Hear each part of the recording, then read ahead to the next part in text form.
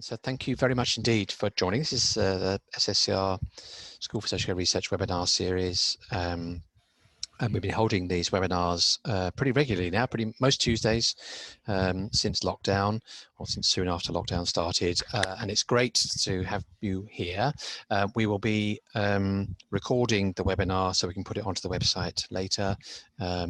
Because that's really helpful for people, particularly as some people will be away on holidays at this time, on annual leave at this time. So hopefully you're all happy with us. The recording will be mainly the presentations. So I guess don't say anything that's libelous. That's I guess the advice from me. So I'm going to hand over to Melina, who's got about 20 minutes to go through, and we'll share her screen at the moment. And then if you've got comments, please do put them in the chat if you want to, but we'll have open conversation and I can spot you if you put your hands up physically or digitally, or I can pick up comments from the chat. So Melina, over to you, and you can introduce yourself and fire away. Over to you. Thank you. So let me just share my screen. Well, thank you, Martin. So I'm Melina Malli. This study about the social care needs of adults with Tourette syndrome was conducted at the Tourette Centre, the University of Kent. Since then, I've moved on. I work at the University of Oxford. Tourette syndrome has been a condition that has been looked at mostly from the medicalized perspective. So there has been a lot of research about trying to understand the biomedical underpinning of the condition, uncovering and eradicating the causes of the condition, trying to find the biomedical markers. So this research is quite innovative because a new era of research has begun, and we're quite pioneers in that, where the narrative of people with Tourette's is at the center of research, where we're looking at their needs based on what they're telling us their needs are. Okay, so I know that I'm probably preaching to the converted, but I'm going to start off with what Tourette syndrome is, as opposed to popular beliefs and how it's portrayed in the media. Tourette syndrome is not about coprolalia. Actually, we can see it, so compulsive swearing, we can see it in a minority of people with Tourette syndrome. In reality, Tourette syndrome is a neurodevelopmental disorder, and the hallmark of Tourette syndrome is tics. So in order to be diagnosed with Tourette syndrome, one needs to have multiple motor tics and at least one vocal tic for a period of 1 year. And during this time, the severity of the tics fluctuate. It has been said that Tourette syndrome has many faces. It has a complex clinical picture because 80% of people with Tourette's have other comorbidities, and mostly OCD and ADHD. So having Tourette's by itself is rather the exception rather than the norm. These conditions appear to be an integral part of Tourette syndrome as opposed to secondary, although it's not said in DSM just yet. It was considered to be a rarity, Tourette syndrome, but now there are many meta-analyses and many studies in the general population that suggest that it can be seen in approximately 1% of the population.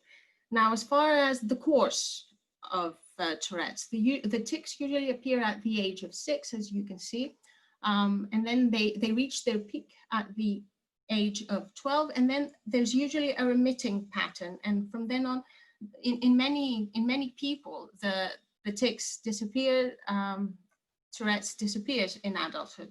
But the question is, what happens if it doesn't? So most studies have been conducted in relation to adolescents and children with Tourette syndrome. So adults is an under-researched population. And that is quite surprising because this is the population that exhibit the most florid clinical presentation. Their tics, their symptomology is more resistant to treatment, and they experience unique difficulties in comparison to children and adolescents. So from our PPI mostly, and so from anecdotal evidence mostly, and from sparse studies, we know that they have mobility difficulties and practical needs. So they might have severe and violent tics, and they might need wheelchairs, they might need canes, they might need physiotherapy because of the violent treatments. They also have financial difficulties. There are studies that show that Tourette's is associated with lower socioeconomic status. There was also a study that was conducted 10 years ago in Germany, and out of 200 people that took part, adults with Tourette's, 40% were not working. Also, back in the 90s, there was a study that suggested that only 8.9% of employers were willing to make reasonable adjustments for people with Tourette syndrome, and that is opposed to other disabilities where they were more willing to make reasonable adjustments. They might also experience social difficulties in their social relationships. Tourette syndrome is a condition that has been trivialized by the media. If somebody swears, oh, they have Tourette's, I have Tourette's, you have Tourette's, it is used to excuse inappropriate swearing. It has been used as part of disparagement humor. It has even been used in the political arena to undermine political opponents by very well-known politicians. And there are studies that show that individuals with Tourette's are perceived less acceptable than their non-tic peers.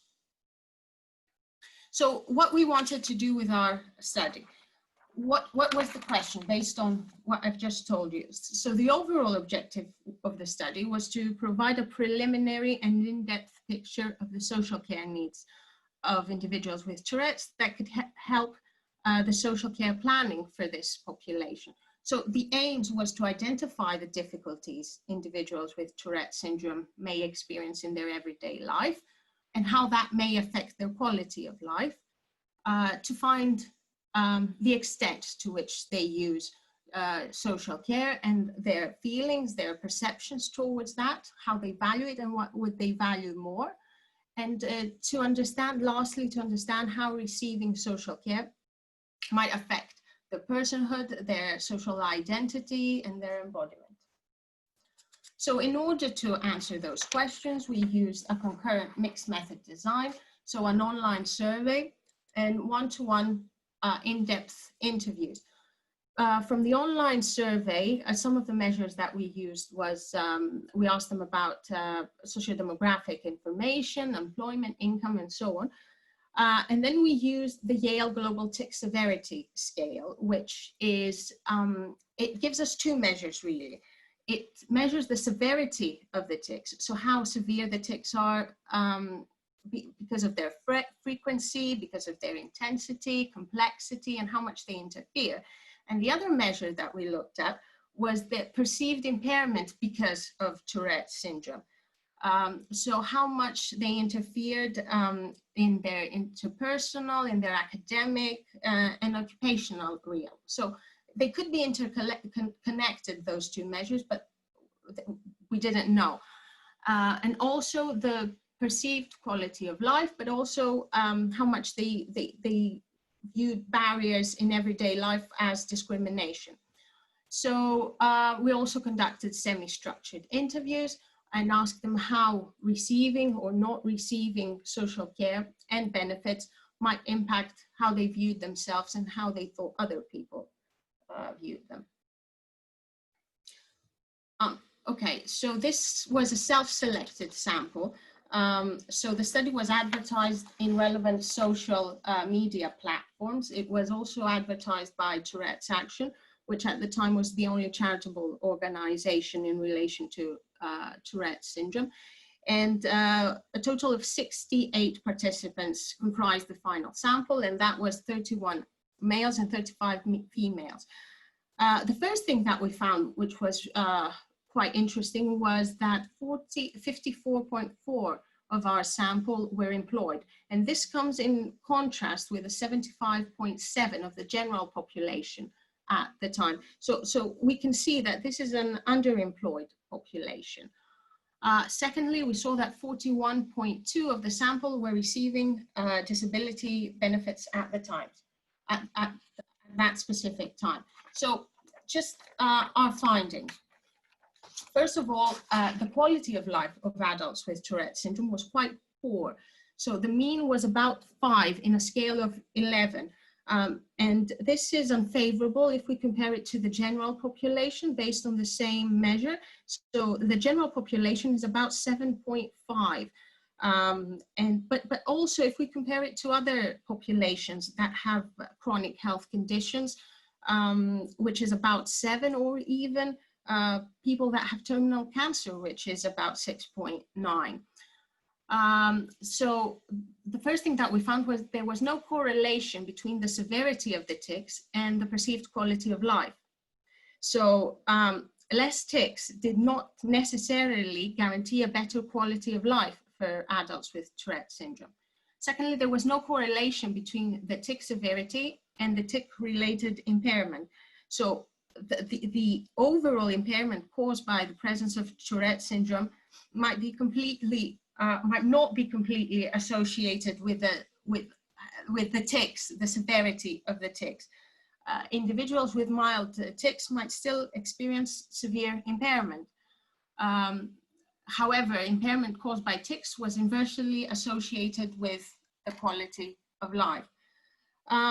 So the quality of life was not conditioned to sociodemographic variables as is gender, age, but it was significantly dependent on social circumstances. So whether they were employed, whether they were married, and the extent that they felt they had experienced discrimination. And this was a population that said that they had experienced discrimination quite a lot. So looking at what they reported in the survey, 94.1 suggested that they had been treated differently, negatively mostly. 47.1 had been asked to leave a public place. 61.8 had been discriminated against or treated rudely by a business, and 35.3 had been asked to leave a school setting because of their condition. Now, comparing the people that received social care to the people that did not receive social care and benefits, they reported higher rates of impaired functioning and more severe symptoms in relation to the people that did not receive social care and disability benefits. So this suggests that the severity of the tics might be a significant determinant in claiming disability benefits. They also reported a lower quality of life in relation to adults that did not receive disability benefits. Now, we need to remember that the aim of disability and benefits and social care is to identify the potential difficulties from a specific condition and provide support to enhance social inclusion. It is therefore expected that that will enhance their quality of life and kind of meet the same quality of life as the rest of the population with Tourette syndrome. So the survey indicates that their main needs might not have been met.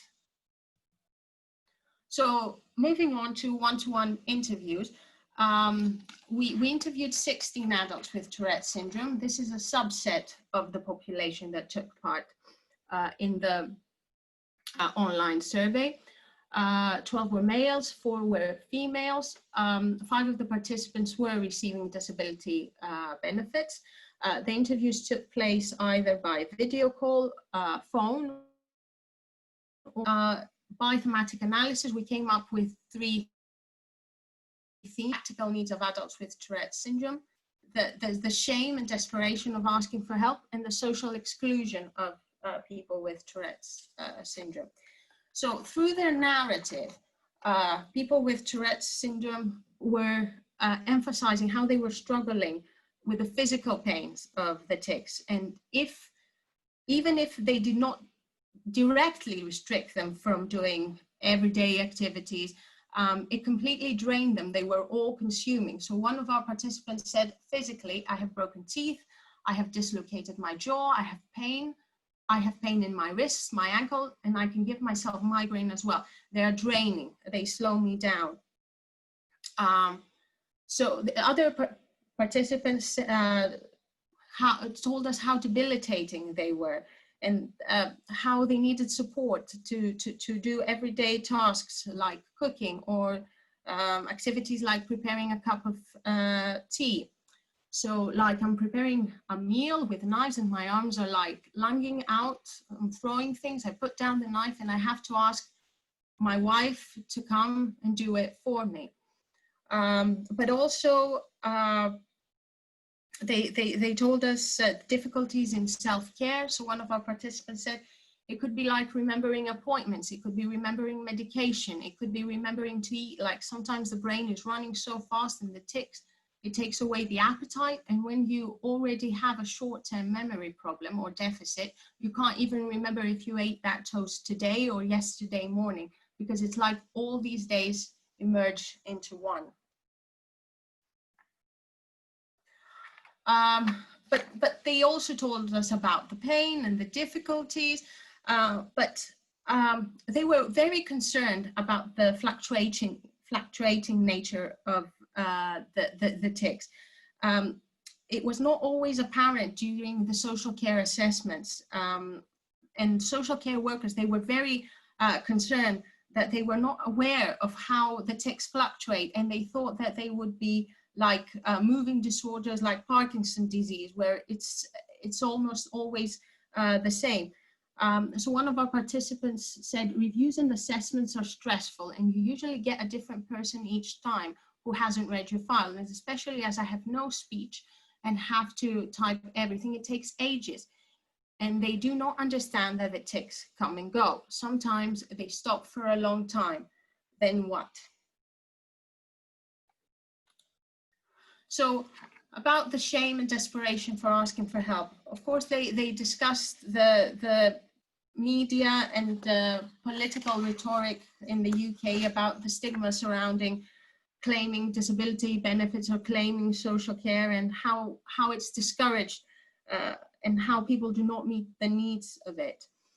And then there's a part of ourselves that feel less of a person because of asking for help. That stigma created by the Daily Mail, the Mirror, and the Sun, and all these red banner newspapers. So it was pretty much the discourse of scrounging and how stigma can deter people from accessing the support that they need. So one of our participants said, my family and my sister, we've always tried to work really hard. We just kind of, I don't know.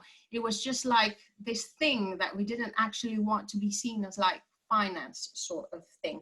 So this participant deliberately chose not to claim social care, although she needed it, as she said, for moral reasons that had to do with how people would see her.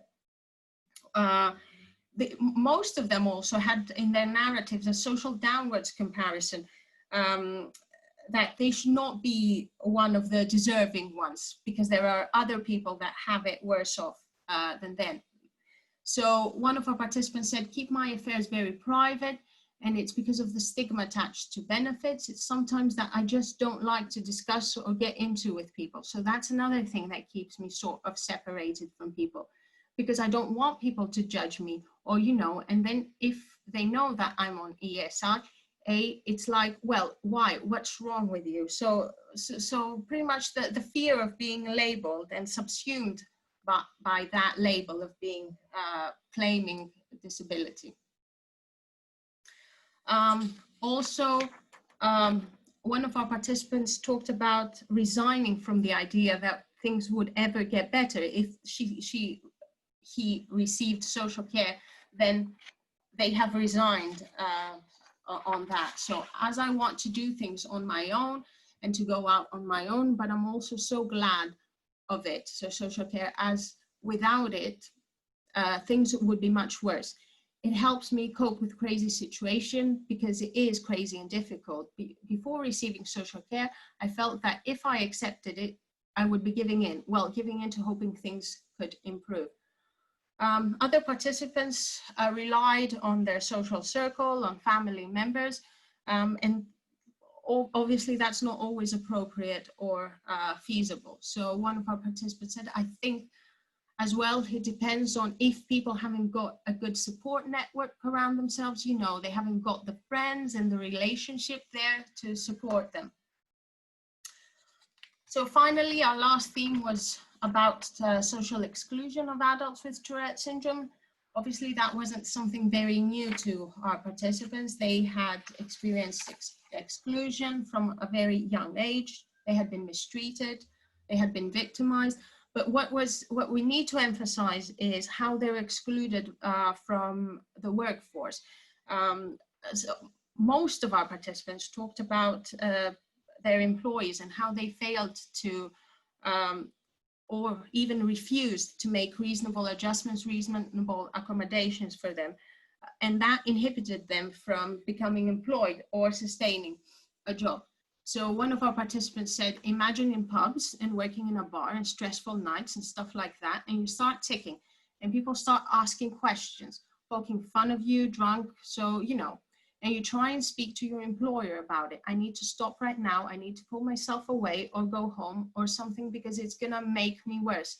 It's just a big blow down. It really is. And they don't understand that. And they don't care either. They don't believe they have to care. Also, they talked about how they were isolated because there wasn't any relevant information about Tourette syndrome for adults. So how to live with Tourette syndrome when you're an adult.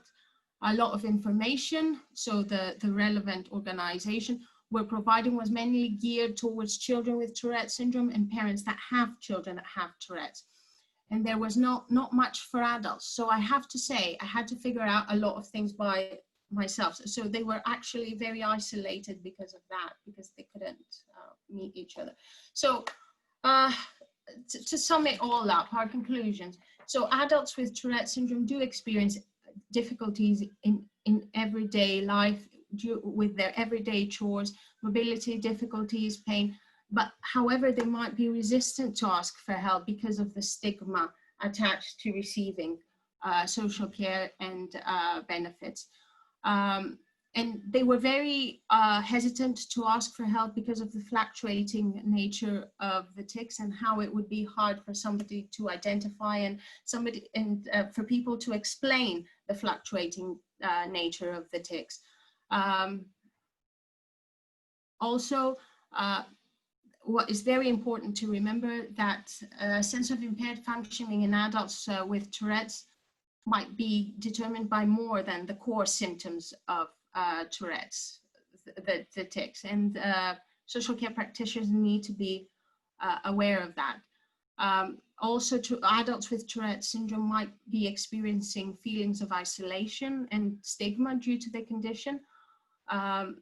So they might be experiencing rejection because of employers' attitude, and all of that need to be taken into consideration. So social care responds to people holistic needs. Thank you. Good, thank you very much indeed, Melina. I saw in the chat that Kitty, one of the PhD students on SSCR, has to leave early, and she said how much she learned, and I share that. I learned a lot from that, so thank you very much for that. I've got some... Thank you. So let's open up for questions. Do you want to stop? Should I stop share? Yep. Okay. Okay, so anybody want to ask any questions, make comments? Yep, Nicola, I think.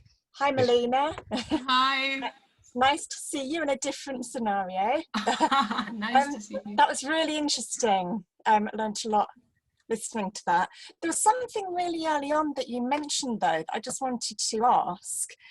You mentioned that there's children who continue to have the condition into adulthood, that there might be a certain sort of ratio of those that also experience a lower socioeconomic status, which I found really interesting.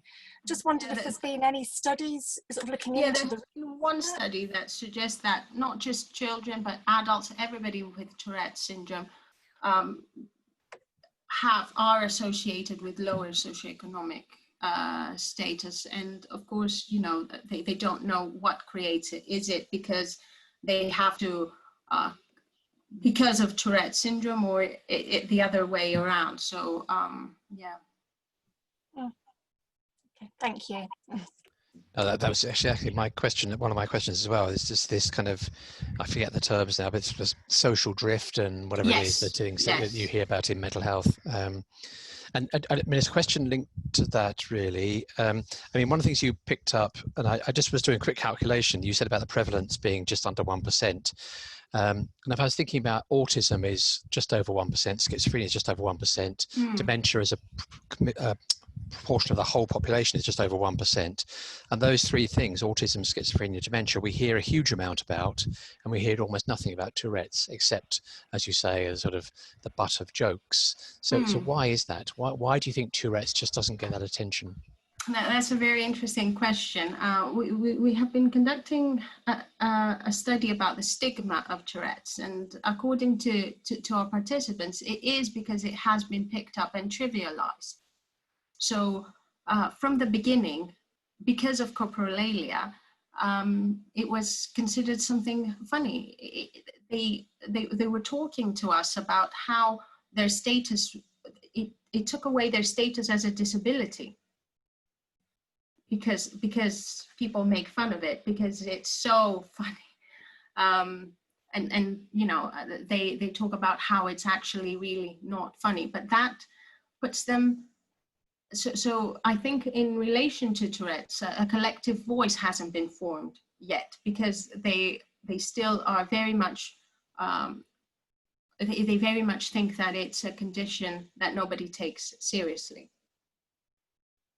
Yeah, just a quick comment, but I must open up to other people. I just thinking the similarity, I would say, would be with dementia, where people used to joke, well, it's about just loss of memory, and it's, you know, sweet little old ladies getting forgetful and so on. And yes, there is that loss of, you know, memory, but we know that dementia has many, many other consequences, and many more distressing consequences often. So I guess perhaps part of the problem is associating a condition with one particular symptom, which then either leads to sort of trivialization or misrepresentation or misunderstanding of it. So Exactly. Okay, in the chat, okay, Kaylee, do you want to ask your question out? Yeah, I can. Hello. Hello. Hi, my name is Kaylee. Hi, Kaylee. Video going. Hi. I just Hi. wanted to, in terms of, you know, social care services, it sounded, well, I would like if you could clarify which level of services people are most commonly using. We didn't have that kind of, in the online survey, we didn't have those kinds of specifications, and we didn't identify something which they recognize as more helpful in comparison to others social care services. Okay, good, thank you. Okay, other questions or comments? Yep, Gabor, yep. Hello, I'm speaking from Hungary. Thank you so much for inviting me to this seminar. It was very interesting. I have one question about time. I mean, I understand this was not your research question, but did you have an understanding of how your participants viewed the past and the present and the future in terms of stigma? Is it getting better? Has it got better in the last few decades? And importantly, since the world around us in turmoil, you know, we are experiencing so many frightening changes. Social services are reduced in size, and social benefits are revoked, etc., etc. Do they have some fears or expectations regarding the future? So some of our participants talked about how now people know that it's Tourette syndrome, but at the same time, it doesn't trivialize it less. So it's much more well known, but the stigma might be even exacerbated because of it.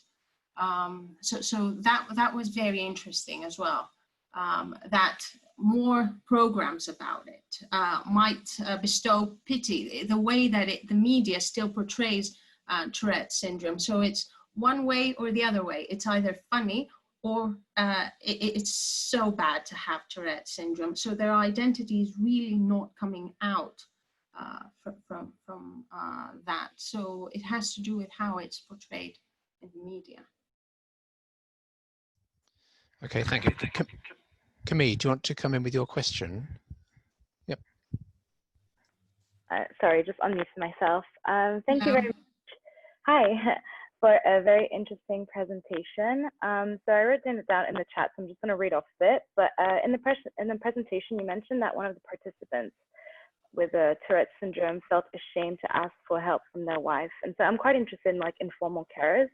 I'm studying that myself for my PhD. And so while I realized that your study was not particularly focusing on family members of individuals with Tourette's, I was wondering if perhaps in your literature search, you came across some interesting studies about the experiences of family members. And if not, is it something perhaps you're looking into expanding from your current study to focus on? It could be because, again, it's the literature has focused on children, so their parents. But in relation to adults, there's no such study, or at least I haven't come across such study. And it was interesting for the people that were married, that their husband, their wife had become their carer, or at least that's what they said. So they had to claim, they helped them because they couldn't write. Sometimes they had to claim benefits. They were the primary carers. Mm-hmm. But yes, it is a very interesting topic. Yeah, interesting to know. Thank you. Okay, other comments or questions? I just picking up on actually Gabor's point, Camille's point as well. I think that to me, well, firstly, it was great. I was really interesting. I learned a lot actually. I also reflected that the last time I told a politically incorrect joke, it was about Tourette's. I'm not very proud of that, but and you realise then how easy it is to slip into. It is. Not very appropriate behaviour. It's synonym to swearing now, isn't it? Yeah, I know, and so I think anyway. But there was that. But I think, but what is interesting as well is how little evidence there is on this, and given, as you say, this is often occurring with other conditions, and presumably the tics and other consequences of Tourette's complicate some of those the treatment and support for people with those other conditions. I mean, this to me feels like quite a. I mean, I know it's a relatively small population, but as I compared it to other populations which are relatively similar prevalence, it is amazing how little there is. Yeah, Rachel, do you want to come in? I can see Rachel.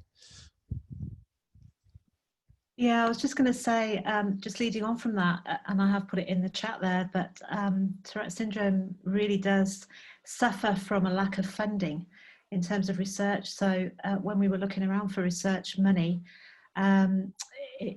everything is geared up towards correcting the tics. So it's all medicalised research funding. So in fact, SSCR was very unusual in funding, and without that, there's just no way that we could have gone down this route. So that was just really to kind of add to that. No, I think that's really interesting. I think it's also, but I think you've seen, again, let me just compare with the other areas. You think about both, well, certainly dementia area, where a lot of the research, most of the research funding goes into the medical side and into finding a cure and everything else. But I think what research funders, NIHR is a very good example of this, research funders recognize is that even if we do find a cure or something, it's not going to affect the population of people with the condition now. It won't do for many years. So we need to do a lot to address the care needs of people, care and support needs of people. And given what Melina was reporting in terms of employment consequences, socialization and so on, I mean, this is a really profound set of, I'm telling you, Rachel, you know it's, but it's a very profound set of consequences. That's what I found, quite shocking. Well, it is shocking, really. I'm shocked I didn't know more about this. I'm embarrassed I didn't know enough about this, really.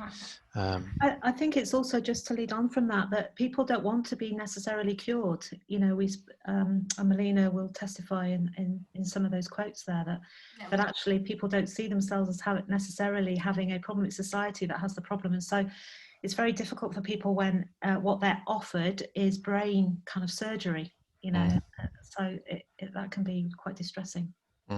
Which then has some parallels with sort of recovery movement in mental health discussions and so on. So, okay, we're over time, but that was a very interesting overtime. Does anybody else want to add any more comments or questions? Okay, I'm sorry that Helena isn't with us, but I'm pleased she isn't with us because it gave us more time in that sense. I don't tell her that. Hope she gets better soon, and we'll hear from her at another seminar.